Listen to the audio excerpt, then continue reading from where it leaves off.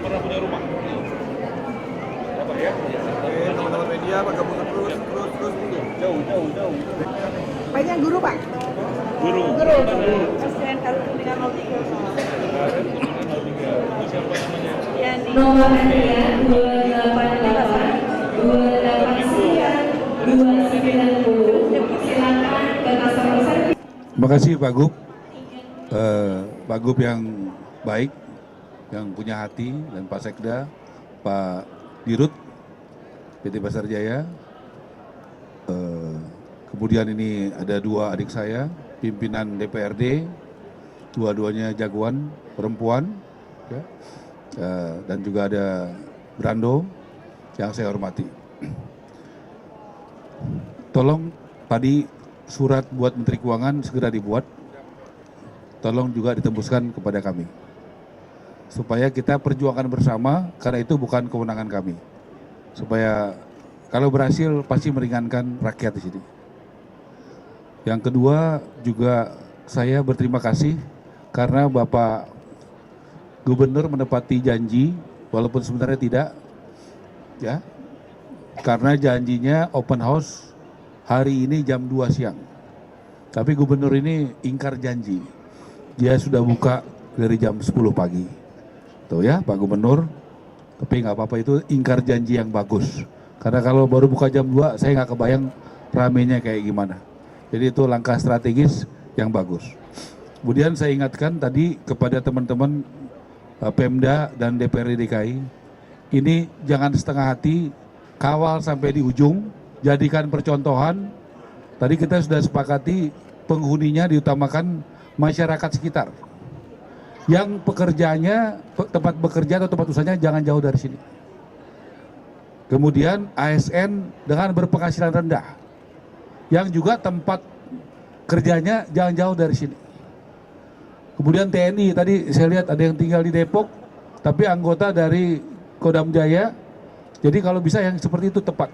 Ada guru yang rumahnya tadi di mana itu? Di Pasar Minggu, kerjanya di Setiabudi. Itu adalah segmentasi yang cocok untuk mengurangi kemacetan. Jadi mereka ke tempat kerjanya dekat dari sini. Kemudian juga anggota Polri yang berpenghasilan rendah, guru, dan juga milenial yang ada bekerja di sekitar Tamrin, Sudirman, dan Setiabudi. Kenapa tujuannya? Ada ekosistem yang bagus. Dan saya minta ini nanti bisa heterogen, jadi bisa kita bisa melihat ekosistemnya Indonesia Mini ada di sini dengan berbagai macam background dan bisa bekerja sama yang produktif. Jadi Ibu Rani dan Ibu Ima dan Pak Brando, saya mohon itu dikawal. Mudah-mudahan ini bisa jadi contoh baik bagaimana bukan hanya membangun gedung, bukan hanya memberikan sewa yang tadinya 3,5 juta Pak ya, tapi atas kemurahan Gubernur DKI bisa diturunkan jadi paling murah 1,1 juta dan menjadi paling mahal 2,250 juta. Itu tepuk tangan buat Gubernur Jakarta. Harusnya 3,5 juta, udah dipasarkan dan diturunkan. Saya pikir inilah kebijakan-kebijakan yang pro rakyat. Sesuai dengan arahan Bapak Presiden, Bapak Prabowo Subianto, kebijakan-kebijakan, perhatian-perhatian harus utamakan kepada wong cilik. Dan Gubernur Jakarta dan jajaran sudah melaksanakan dengan sangat baik. Terima kasih, betul-betul saya ucapkan terima kasih. Bayangkan kemarin sempat dipasarkan pukul rata 3,5 juta, peminatnya udah berapa? Lebih dari 3.000. Kemudian kebijakannya dibatalkan. Kalau dibatalkan begitu saya rasa untuk kebaikan nggak apa-apa Pak. Ya, ada yang protes nggak Pak? Tidak ada Pak Menteri. Jadi bayangkan ya, kalau kita membatalkan kebijakan yang jadi yang lebih baik ya Pak Dirut, tentu semua akan mendukung. Jangan ragu-ragu lah.